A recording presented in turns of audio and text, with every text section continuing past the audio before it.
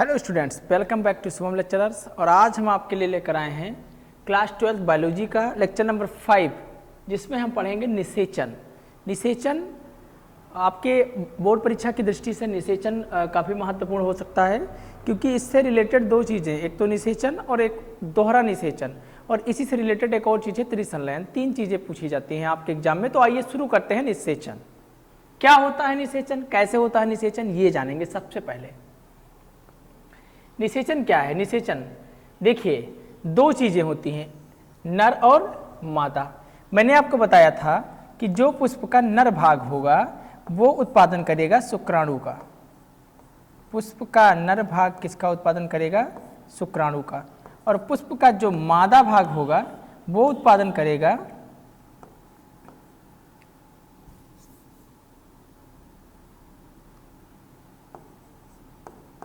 पुष्प का जो नर भाग होगा वो पराग कणों का।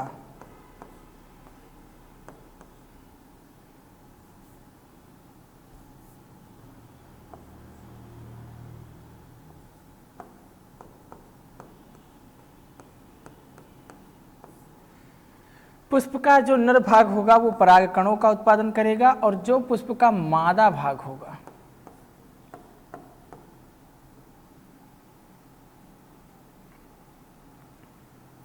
पुष्प का कौन सा भाग होगा? मादा। वो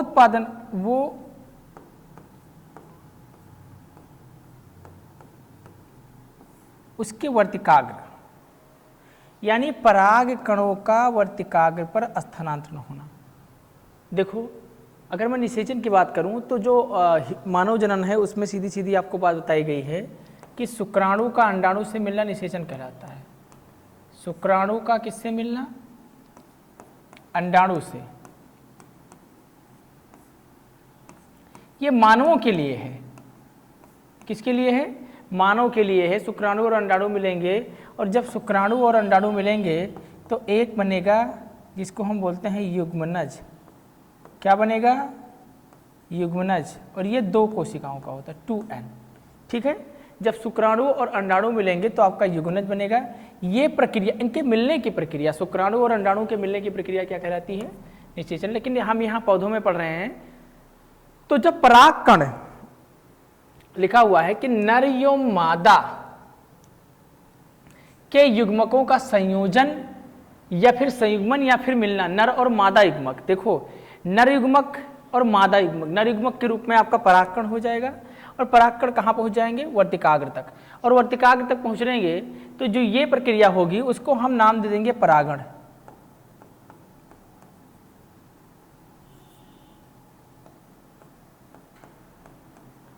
प्रीवियस लेक्चर में मैंने आपको पढ़ाया था परागण। तो शुक्राणु और अंडाणु मिलेंगे मानव जनन में तो उसे युग्मनज बनेगा। जो प्रक्रिया निषेचन कहलाएगी वो मानवों के लिए है। पुष्प के नर पुष्प, देखो पुष्प में दो भाग होंगे, एक नर होगा और मादा, और नर भाग में आपके परागकण और मादा भाग को वर्तिकाग्र। अब जब परागकण वर्तिकाग्र तक स्थानांतरित होंगे तो इसे हम परागण बोलेंगे। और परागण के फलस्वरूप पुष्प का जो नर युग्मक है, कौन सा युग्मक? पुष्प का, पुष्प का नर युग्मक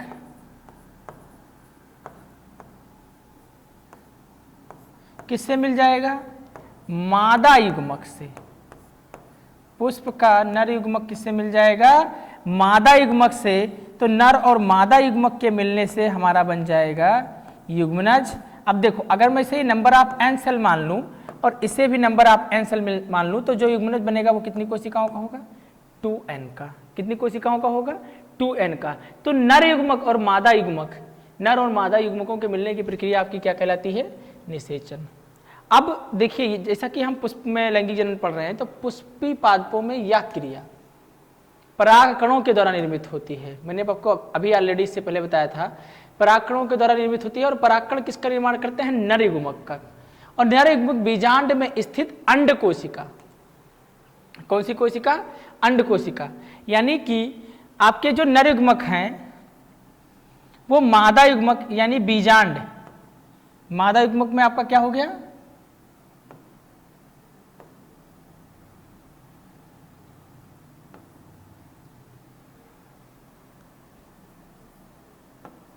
अंड कोशिका। नर युग्मक में आपका पराग कण हो गया। अब पराग कणों का अंड कोशिका से मिलने की प्रक्रिया भी आप क्या कह सकते हैं, निषेचन। पराग कणों का अंड कोशिका से मिलने की प्रक्रिया भी आप क्या कह सकते हैं, निषेचन कह सकते हैं। तो सीधी सीधी बात है कि अगर आपको दो चीजें जाननी है, निषेचन जानना है तो आपको यह जानना पड़ेगा कि सबसे पहले मानव में निषेचन की मैं बात करूं तो शुक्राणु का अंडाणु से मिलने की प्रक्रिया क्या कहलाती है, युग्मनज बनता है, ये प्रक्रिया निषेचन कहलाएगी। अब पौधों में एक होता है नर युग्मक और एक मादा युग्मक। नर युग्मक के रूप में परागकण होता है और मादा युग्मक के रूप में अंड कोशिका। तो परागकणों का अंड कोशिका से मिलने की प्रक्रिया क्या कहलाती है, आपकी निषेचन। ठीक है, अगर आप इसे नोट करना चाहें तो नोट कर लीजिए, 1 मिनट का समय लेंगे आपके लिए। चीजों को इमेजिनेशन करिए, समझने का प्रयास कीजिए, प्रैक्टिकली बातों को लीजिए, तभी आप समझ सकते हैं। ये बायोलॉजी है, बहुत लोगों के लिए बहुत आसान है और बहुत लोगों के लिए बहुत कठिन भी है। तो जिनके लिए बहुत कठिन है वो बहुत प्रैक्टिकली नहीं ले रहे हैं, इसलिए उनके लिए कठिन है। और यदि आप इसको बहुत ईजिली ले रहे हैं तो इसका मतलब आप आसानी से समझ पाएंगे। मेरे कहने का मतलब ये था। तो चलिए स्टूडेंट्स, इसको हम हटाते हैं और बढ़ते हैं आगे की तरफ। अगला है परागकण का वर्तिकाग्र पर अंकुरण। मेरी बात सुनो, मैं छोटा सा डायग्राम आपके लिए बनाऊंगा।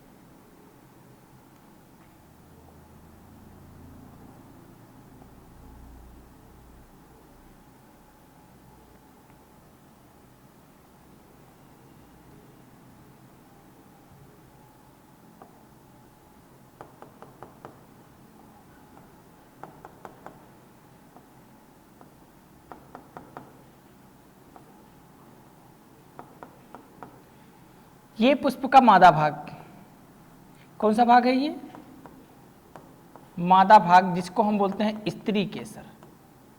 कौन सा केसर बोलते हैं, स्त्री केसर। और ये जो आपको दिखाई पड़ रहा है ये पुष्प का नर भाग है, जिसको हम बोलते हैं पुंकेसर। अब एक बात कल आपको बताई गई थी कि मादा भाग यानी स्त्री केसर का जो सबसे ऊपर वाला भाग है, जिसको हम बोलते हैं वर्तिकाग्र। क्या बोलते हैं, वर्तिकाग्र। तो पराग कणों का वर्तिकाग्र पर स्थानांतरित होने की जो प्रक्रिया है वो परागण कहलाती है। और परागण के बाद जो परागकण है, जब वर्तिका पर पहुंचेगा, पहुंचने के बाद वहां पर जो उपस्थित सक्रिय तरल पदार्थ होगा, उस तरल पदार्थ को सोख कर या फिर हम कह सकते हैं एब्जॉर्ब करके अपना साइज चेंज करेगा। साइज चेंज करने का मतलब क्या हुआ कि उसका जो साइज है, जैसे जब कोई चीज पानी को अवशोषित करेगी, जैसे किशमिश यदि पानी में डालेंगे और वो पानी को अवशोषित करेगी, तो अवशोषित करने के बाद उसका जो साइज है वो क्या होगा, फूल जाएगी ना, फूल जाता है। और फूलने के बाद इसका अंतःचोल 3 लेयर से बना होता है, बाह्यचोल, अंतःचोल और मध्यचोल। तो जो अंतःचोल होगा वो पराग नलिका के रूप में जनन छिद्र से बाहर निकल आता है। पराग नलिका के रूप में कहां से बाहर निकल आएगा, जनन छिद्र से। मैं बनाता हूं, जैसे इधर देखो, ये परागकण, ये इसका जनन छिद्र,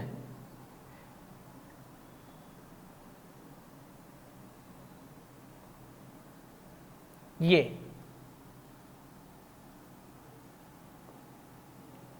फूल गया। और ये जनन छिद्र के रूप में पराग जनन छिद्र से होते हुए, यही जो जनन छिद्र है इससे होते हुए पराग नालिका, ये हमारी क्या है, पराग नालिका।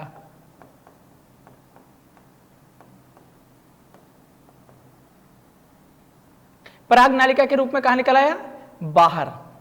पराग नालिका की खोज सबसे पहले जीबी एमिसी ने सन 1842 में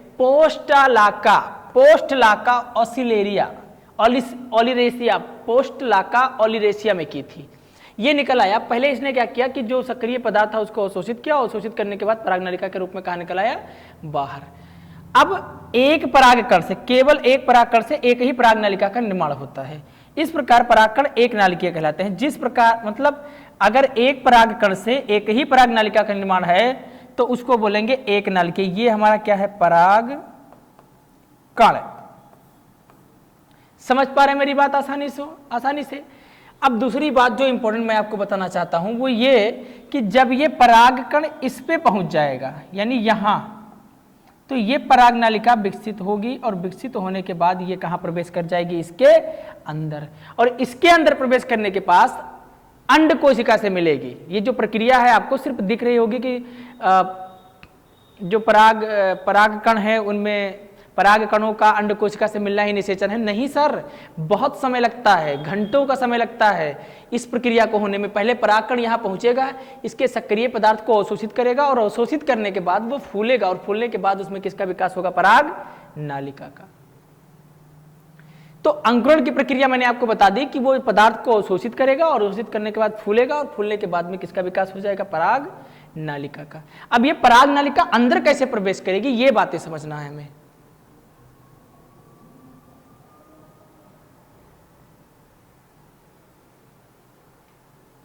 अब दूसरी बात क्या है, समझो मेरी बात, समझने योग्य बात क्या है कि स्त्री केसर, जो स्त्री केसर है, स्त्री केसर में उपस्थित रसायन पराग के अंकुरण को, पराग नालिका की वृद्धि को अवरुद्ध कर यानी रोक देते हैं, ताकि पराग कणों को अस्वीकार कर देते हैं। मेरे कहने का मतलब यह है कि अगर गुड़हल के पुंकेसर यानी गुड़हल का परागकण अगर गेंदा पे पहुंच गया तो क्या वो उसको स्वीकार करेगा? तुमको सीधी बात बताओ, अगर आदमी का स्पर्म कुत्ते के अंदर डाल दिया जाए, क्या निषेचन होगा? नहीं होगा, क्योंकि सर उसकी प्रॉपर्टी समान नहीं है, वो एक्सेप्ट नहीं करेगा, निषेचन की प्रक्रिया नहीं होगी। तो वैसा ही केस कुछ पौधों में ही है कि जो मतलब गुलाब का पौधा सिर्फ गुलाब के परागकणों को ही स्वीकार करेगा, गेंदे का पौधा गेंदा को, गुड़हल का पौधा गुड़हल के परागकणों को ही स्वीकार करेगा। और अगर गलत परागकण गलत वर्तिकाग्र पहुंच गए हैं तो निषेचन की प्रक्रिया नहीं होगी, मतलब वो पराग नलिका के विकास को अवरुद्ध करके परागकण को अस्वीकार कर देगा। अंकुरण के पश्चात परागकण से पराग नलिका वर्तिकाग्र से होती हुई वर्तिका में वृद्धि करती है। तत्पश्चात बीजांड के तंत्र रूप समुच्चय के द्वारा एक सहायक कोशिका में प्रवेश करके, देखो सबसे पहले सहायक कोशिका, कौन सी कोशिका?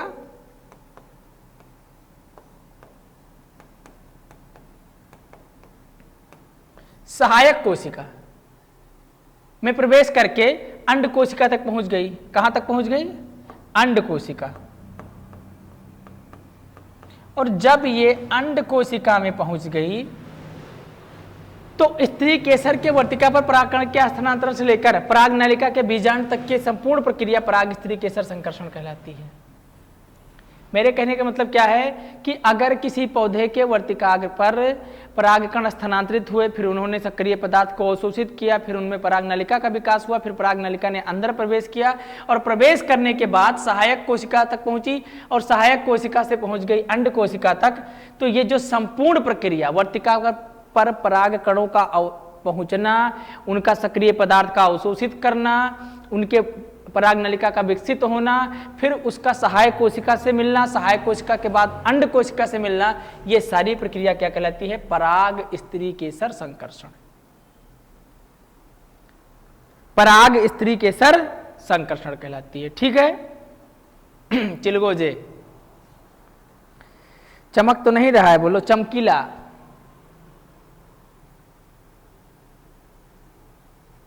जैसे देखो ये बताया गया,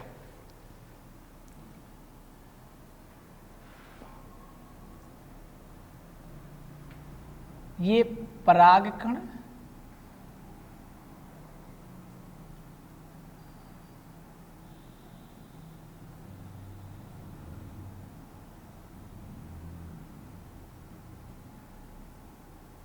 ठीक, और ये अंकुरित करते हुए ये पहले यहां पर पहुंचे और उन्होंने सक्रिय पदार्थ को अवशोषित किया। अवशोषित करने के बाद फूल गए और फूलने के बाद उससे क्या विकसित हुई? पराग नलिका। क्या विकसित हुई? पराग नलिका।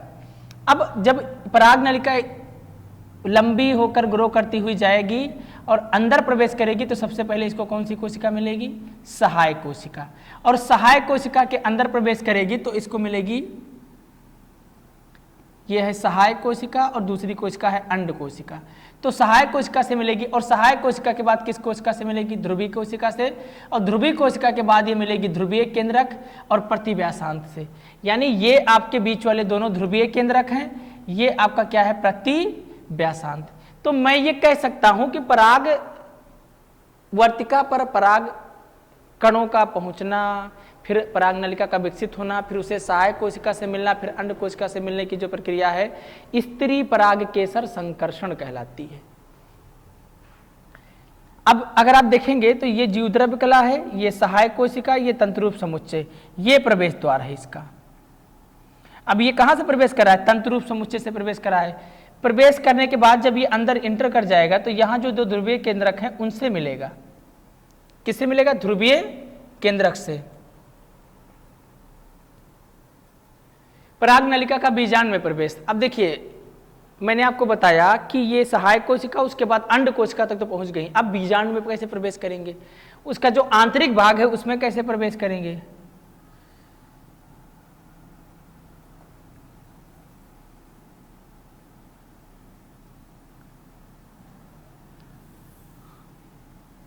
अधिकांश आवृतबीजी पादपों परागनली वर्तिका से होती हुई। परागनली कहां से होती हुई? वर्तिका से होती हुई। यानी ये परागनली मैंने बना दिया, ठीक, ये परागकण और ये परागनली वर्तिका से होती हुई इसके अंदर पहुंच गई, ठीक है। अब वर्तिका से होती हुई बीजांड द्वार के समीप पहुंच जाती है। ये इसका बीजांड द्वार, ये बीजांड द्वार, ठीक है।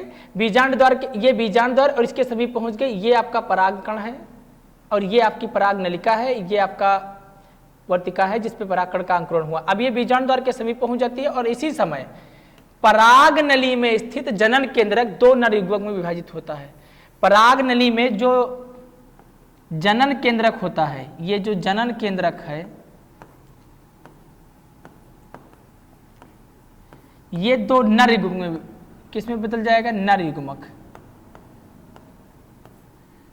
किसमें बदल गया? ये नर युग्मक। जनन केंद्रक किसमें बदल जाएगा? नर युग्मक। अब ये नर युग्मक में विभाजित होगा और विभाजित होने में कुछ एग्जांपल्स इसके यहां पर दिए गए, जैसे कैप्सेला में। कैप्सेला में पराग नलिका बीजांड द्वार के बीजांड में प्रवेश करती है, जिसे अंड द्वारी प्रवेश कहा जाता है। अंड द्वारी मतलब अंडाशय, अंड कोशिका से होते हुए प्रवेश करती है, इसीलिए इसको अंड द्वारी कहा जाता है। यहां तक मैंने आपको बता दिया कि जो जनन केंद्रक है वो किसमें विभाजित हो रहा है? दो नर युग्मकों में।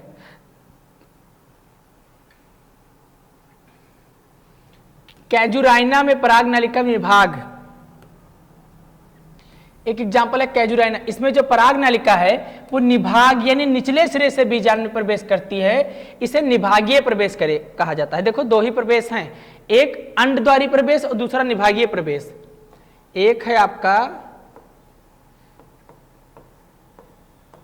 अंडद्वारी प्रवेश और दूसरा है आपका निभागीय प्रवेश।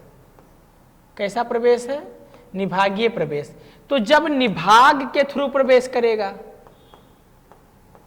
अब बोलेंगे सर निभाग क्या है? निचला सिरा, अंडाशय का निचला सिरा निभाग कहता है। तो जब निभाग के थ्रू प्रवेश करेगा तो उसे निभागीय प्रवेश, और जब अंड कोशिका से प्रवेश करेगा, अंड कोशिका या फिर अंड द्वार से प्रवेश करेगा तो उसे हम बोलेंगे अंडद्वारी प्रवेश। ये दोनों चीजें मैं आपको बता दे रहा हूं।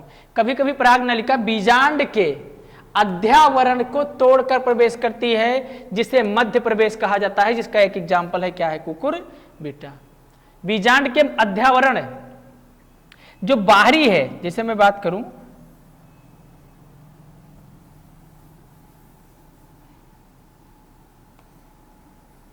ये पराग नलिका, परागकण अब इनमें अंकुरन होता हुआ यहां पहुंच गया, दोनों युग्मक हैं। अब ये इसको तोड़कर प्रवेश कर जाएगी, तो इस प्रकार का जो प्रवेश है उसे क्या कहते हैं? मध्य प्रवेश। और ये कुकुरबिटा, कुकुरबिटा का मतलब हो गया जैसे कद्दू फैमिली, कद्दू में या फिर लौकी में आपको दिख सकता है ऐसा प्रवेश। लेकिन आपको इतना बारीक चीजें देखने के लिए आंखें चाहिए, और आंखें बटन जैसी बटन जैसी आंखें, ठीक है। पराग नलिका का भ्रूण पोष में प्रवेश। पराग नलिका भ्रूणपोष में प्रायः बीजाणु द्वारी छोड़ के तंतुरूप समुच्चय के रासायनिक उद्दीपन के कारण प्रवेश करती है। मैं बनाऊं पहले,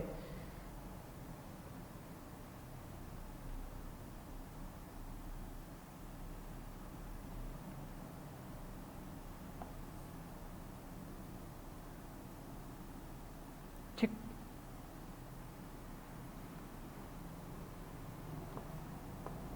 यहां पर परागकण और इनका अंकुरण हुआ और क्या विकास हुआ, किसका विकास हुआ, पराग नालिका का। और जब ये हमारा ये परागकण है, ये पराग नालिका,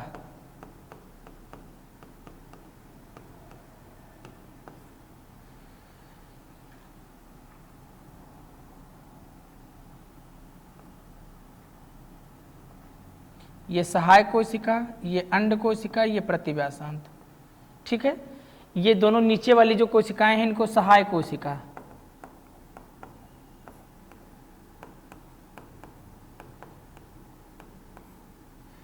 इस वाली कोशिका को अंड कोशिका, क्या बोलते हैं इसको, अंड कोशिका। पराग नलिका भ्रूणपोष में प्रायः बीजाणु द्वारी छोर से, निचले वाले छोर से प्रवेश करके तंतुरूप समुच्चय, और इसके जस्ट नीचे यहीं पर क्या मिलेगा आपको, तंतुरूप समुच्चय के रासायनिक उद्दीपन के कारण प्रवेश करती है। पराग नालिका का अंतिम सिरा अंड उपकरण में एक सहायक कोशिका और एक अंड कोशिका, देखो एक सहायक कोशिका और एक अंड कोशिका के बीच से होकर, ये एक सहायक कोशिका और ये एक अंड कोशिका से बीच से होकर सहायक कोशिका में प्रवेश करता है। सहायक कोशिका में पराग नालिका फटकर दो नर युग्मकों को मुक्त करती है। कौन से नर युग्मक, वह नर युग्मक जो ये अपने साथ लेकर आया था पिछली बार। अभी मैंने जस्ट आपको बताया था कि इसमें जो कोशिका है वो विभाजित होकर दो नर युग्मकों का निर्माण करती है। तो जब ये नर युग्मक इसके अंदर पहुंच गए, यहां से होते हुए ये दोनों नर युग्मक इसके अंदर पहुंच गए, तो ये कोशिका जो नालिका है ये फट जाएगी और दोनों नर युग्मक इसके अंदर मुक्त हो जाएंगे। अच्छा, जब ये दोनों नर युग्मकों को स्वतंत्र कर देती है उसके बाद की प्रक्रिया क्या होती है, देखिए। जब नर युग्मकों को इसने यहाँ पर पहुंचा दिया, मतलब मैं पुनः बनाना पड़ेगा भैया हर बार बिना डायग्राम के। बायोलॉजी जो है वो डायग्राम बेस्ड है, और अगर आप डायग्राम नहीं समझेंगे तो आप कुछ नहीं समझ पाएंगे, एक बात मान के चलिएगा। एग्जाम में भी यदि आपको अच्छे नंबर लाना है तो डायग्राम आपको बनाना पड़ेगा। यहां पर मैं जो दो चीजें आपको बताऊंगा, एक तो द्विगुणित निषेचन और एक त्रिसंलयन। देखो इसमें दो चीजें पढ़नी है, एक निषेचन, दोहरा निषेचन और त्रिसंलयन। ये तीनों चीजें आपके लिए महत्वपूर्ण है। अगर एक भी स्किप हुआ बोर्ड के लिए, यूपी बोर्ड के दृष्टि से अगर मैं बात करूं या अदर स्टेट के जो बोर्ड्स हैं उनकी दृष्टि से बात करूं, तो निषेचन, दोहरा निषेचन और त्रिसंलयन, ये तीनों चीजें ऑब्जेक्टिव में या फिर डिस्क्रिप्टिव में काफी अच्छे ढंग से पूछी जाती हैं। आवृत बीजी भ्रूणपोष में एक नर युग्मक अंड कोशिका से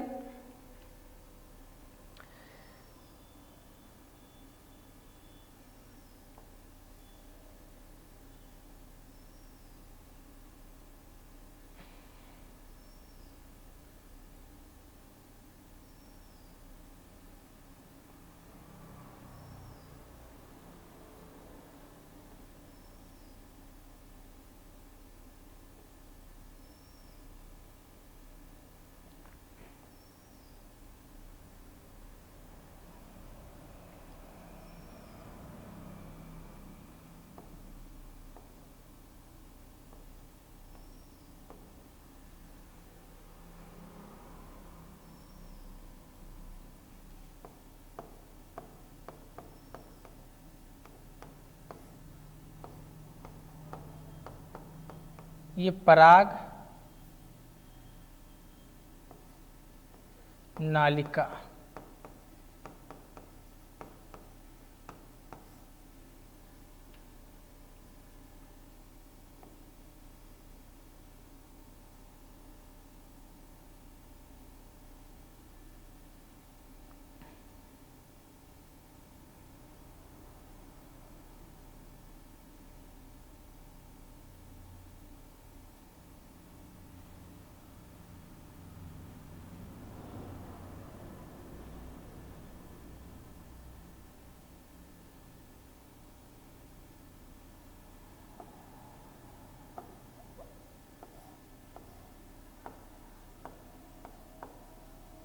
ये आपका क्या है, नर युग्मक। और ये जो सबसे बड़ी वाली जो कोशिका है इसको बोलते हैं सहायक कोशिका।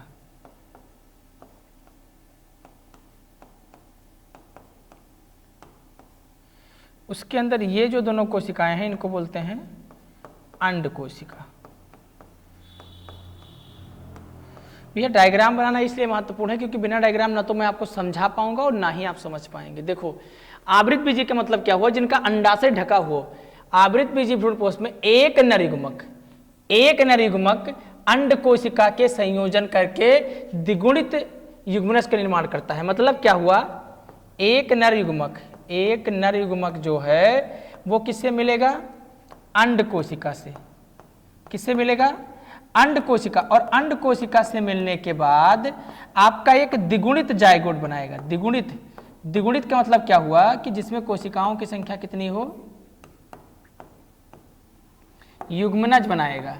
और युग्मनज को हम क्या बोलते हैं, जाइगोट। अब देखो अगर मैं बात करूं कि एक ये नंबर ऑफ एन सेल है और ये भी नंबर ऑफ एन सेल है, तो ये कितना हो जाएगा, नंबर ऑफ 2n सेल युग्मनज का निर्माण करता है। यह प्रक्रिया संयुग्मन कहलाती है, सिनगैमी कहलाती है। तथा दूसरा नर युग्मक, एक तो इससे मिल गया, यानी एक नर युग्मक क्या था, इसके साथ मिलकर अंड कोशिका से द्विगुणित युग्मनज बना दिया, तो ये प्रक्रिया तो संयुग्मन हो गई। और जो दूसरा नर युग्मक है वो द्वितीयक केंद्रक, यहां पर 2 केंद्रक होंगे, ये अब द्वितीयक केंद्रक से मिलेगा और द्वितीयक केंद्रक से मिलकर एक त्रिगुणित भ्रूणपोष बनाएगा। मतलब क्या है कि 2 केंद्रक प्लस 1, 2 केंद्रक प्लस 1 नर युग्मक। और जब 2 केंद्रक और प्लस 1 नर युग्मक मिलेंगे,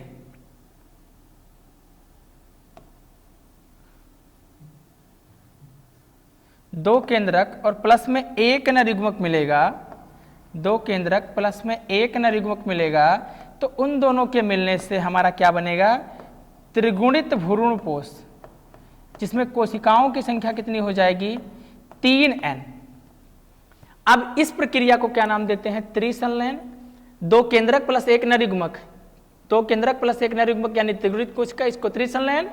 और 1 नर युग्मक और 1 अंड कोशिका के मिलने को बोलते हैं संयुग्मन, जिसमें कि द्विगुणित युग्मनज का निर्माण होता है। आप इसको नोट कर लीजिए, ठीक है। तो चलिए स्टूडेंट्स, इसको हम इरेज करते हैं और बढ़ते हैं आगे की तरफ।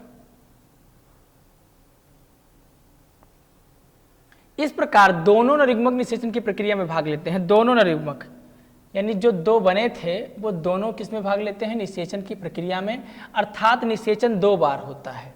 अर्थात निषेचन कितनी बार होता है, 2 बार। क्योंकि एक बार जब होता है आपका तो युग्मनज बनता है, और दूसरी बार जब होता है तो त्रिगुणित भ्रूणपोष बनता है। तो एक बार युग्मनज बना और दूसरी बार त्रिगुणित भ्रूणपोष बना, तो इसलिए निषेचन की प्रक्रिया 2 बार हुई। और 2 बार निषेचन होने के कारण ही इसे हम क्या नाम देते हैं, द्विव निषेचन। बहुत महत्वपूर्ण है, परीक्षा की दृष्टि से आपके लिए बहुत ही महत्वपूर्ण टॉपिक है ये, बहुत ही ध्यान से इसको समझिएगा। इस प्रक्रिया को द्विव निषेचन कहते हैं। अतः संयुग्मन और त्रिसमेकन यानी त्रिसंलयन द्विव निषेचन के ही भाग माने जाते हैं। यहाँ इस क्रिया में कुल 5 केंद्रक भाग लेते हैं। कितने केंद्रक भाग लेते हैं, 5। यानी 2 नर युग्मक, 1 अंड कोशिका और 2 ध्रुवीय केंद्रक। कितने, 5 केंद्रक में 2 ध्रुवीय केंद्रक, 1 अंड कोशिका और 2 नर युग्मक, तो टोटल कितने हो गए, 5। ठीक है, अब मैं बढ़ूं आगे की तरफ। द्विव निषेचन का महत्व, इसके द्वारा नर जनक के भी लक्षण भ्रूणपोष में जाते हैं। जो नर जनक के लक्षण है वो कहाँ जाएंगे, भ्रूणपोष में, जो भोजन संग्रह के लिए उपयोगी हैं। यह भ्रूणपोष के निर्माण को सुनिश्चित करता है। इसका भ्रूण निर्माण प्रारंभ होने के पूर्व शुरू हो जाता है। भ्रूण का निर्माण होने के मतलब प्रारंभ होने के पूर्व ही शुरू हो जाएगा। कायिक निषेचन, त्रिसंयोजन, कायिक निषेचन या फिर त्रिसंयोजन भ्रूणपोष की वृद्धि और निर्माण के लिए उद्दीपन करता है। अगला है परागण व निषेचन में अंतर। ये चीजें, ये भी आपके लिए काफी इंपॉर्टेंट। परागण क्या है, पराग कणों का वर्तिकाग्र पर पहुंचना। पराग कणों का कहां पहुंचना, वर्तिकाग्र तक पहुंचने की जो क्रिया है वो परागण कहलाती है। और निषेचन में क्या है, नर तथा मादा युग्मकों के संयुग्मन की प्रक्रिया निषेचन कहलाती है। उसका मतलब पहुंचना और इसका मतलब मिलना। तो पहुंचना और मिलने में अंतर है भैया। जैसे किसी के यहाँ पहुंच गए वो अलग बात है, किसी से गले मिल गए वो अलग बात है। हम तुमको ऐसे गले लगाएंगे जैसे कुछ नहीं, आगे बढ़ो। या अनेक माध्यमों में होता है, जैसे वायु, जल तथा कीट, और इसके लिए माध्यम की आवश्यकता नहीं होती है। यह क्रिया बीजांड के बाहर होती है। बीजांड के कहाँ होती है, बाहर। और यह क्रिया कहाँ होती है, बीजांड के अंदर होती है। यह एक व भौतिक प्रक्रिया है, जबकि यह एक आंतरिक व जैविक प्रक्रिया है। ठीक है, यह भी आपके लिए काफी महत्वपूर्ण है। इसी के साथ हमारा ये लेक्चर समाप्त हुआ। मिलेंगे नए वीडियो में नई ऊर्जा और उम्मीद के साथ। तब तक बने रहिए हमारे साथ। हम आपके लिए लेकर आएंगे बेहतर से बेहतर स्टडी मटेरियल, जिससे आप बेहतर से बेहतर काम करके हमारा और अपना दोनों का नाम ऊपर पहुंचाएं। तब तक के लिए सभी को जय हिंद।